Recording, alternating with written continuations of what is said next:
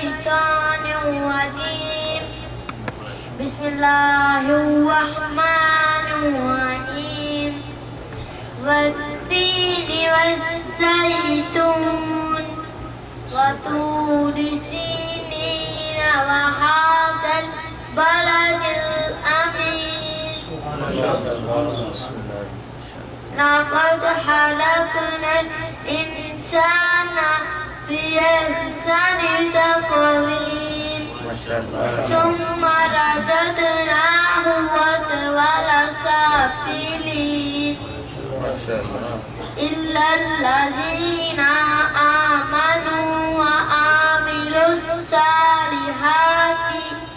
فلهم أجر غير ممنون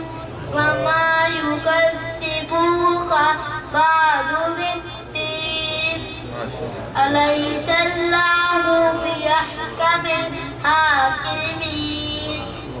صدق الله العظيم.